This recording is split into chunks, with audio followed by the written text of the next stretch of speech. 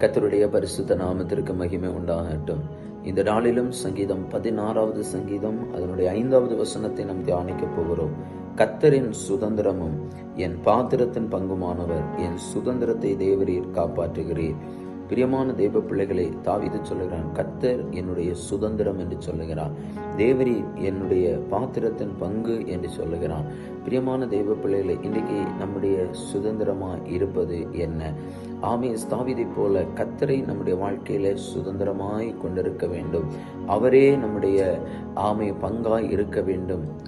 சோதரம், அவர் நம்மை காப்பாற்றுகிறார். அவர் நம்மை தேவரீர் என் சுதந்திரத்தை தேவரீர் என்ன செய்கிறார்? காப்பாற்றுகிறீர் என்று சொல்லப்பட்டிருக்கிறது.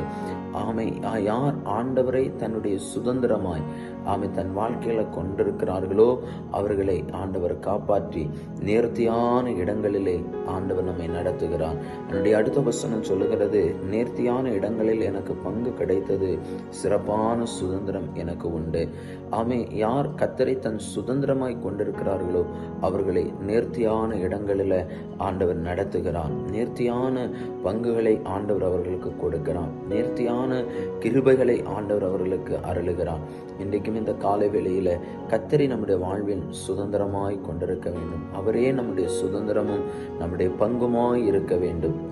சோதரம், நாம் இன்றைக்கு எதை சார்ந்திருக்கிறோம்? எதை நாடி பின்பற்றுகிறோம்? கர்த்தரையா, இல்லை இந்த உலகத்தில் உள்ளவைகளையா?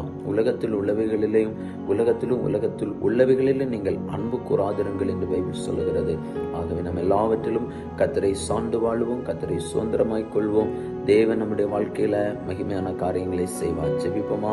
எங்களை அளவுக்கு அதிகமாக நேசிக்கிற பரலோக பிதாவே, நல்ல வேலைக்காக நன்றி. இந்த நாளிலும் சேர்ந்து நாங்கள் மகிமைப்படுத்த ஆண்டவர் தந்த கிருபைகளுக்காக நன்றி.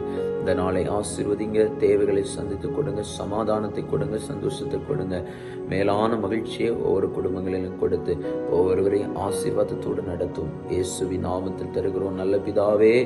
ஆமேன், ஆமேன். God bless you. கர்த்தர் உங்களை ஆசீர்வதிப்பார். ஆமேன்.